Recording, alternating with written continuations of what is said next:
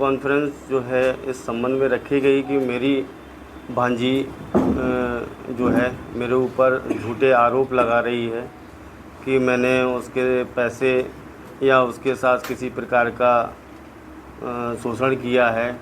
ऐसे झूठे आरोप से मैं आघात होकर इस प्रेस कॉन्फ्रेंस में अपनी बात रखने की आप लोगों से अपील की है। और पिछले 8 से 10 साल तक मैं उनका लालन पोषण करता रहा। एक भांजी का मैंने विवाह 2015 में किया था दतिया के गुबरेले परिवार के साथ में, मुन्नू गुबरेले और पुष्पन। तो जब से उसकी शादी हुई उसके बाद 2-3 साल बाद वो पैसे की हमसे डिमांड करते रहे कि हमारी कुछ मदद करिए, हम थोड़े परेशान हैं। भाई 1,50,000 की मदद तो कर सकते हैं लेकिन हम 10-25 लाख की मदद नहीं कर सकते।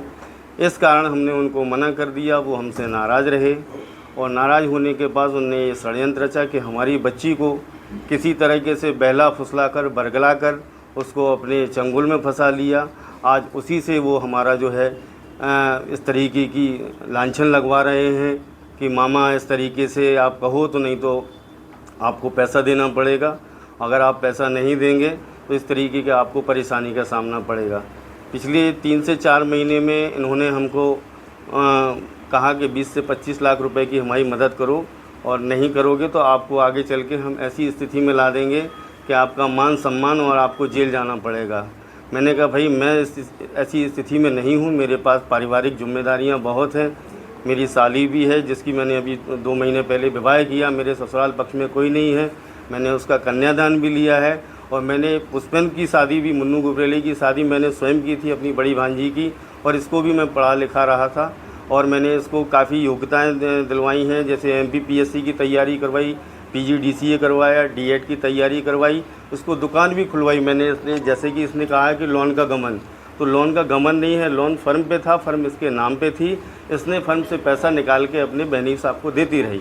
और इसकी जाने का कारण क्या है कि मैंने जब इससे हिसाब पूछा कि बेटा हमें हिसाब चाहिए है और पार्टियों का फ़ोन आ रहा है कि भाई पेमेंट क्यों नहीं दे रहे हैं, तो इसने हमसे बोला कि मेरे से हिसाब नहीं पूछिए और हिसाब में मैं नहीं दे पाऊँगी, नुकसान हो गया है। मैंने कहा नुकसान का कारण क्या है, तो इसने कोई संतोषजनक जवाब नहीं दिया।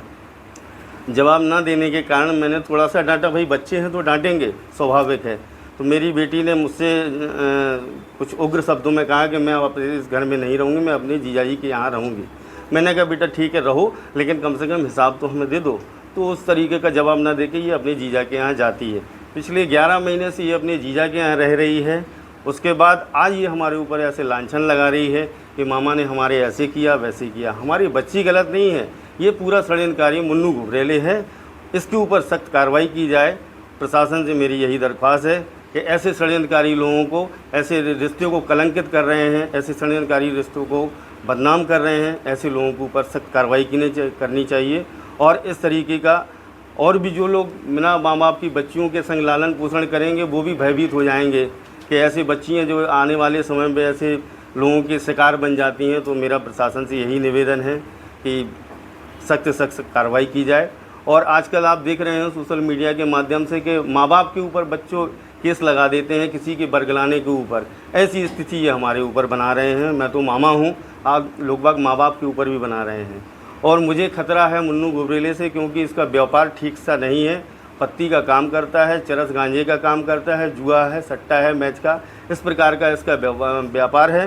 और बाज़ार में कई लोगों के ये पैसे खाए हुए बैठा है। ये बाज़ार का हर व्यक्ति बता सकता है इनका चरित्र, इनका व्यापार कैसा है।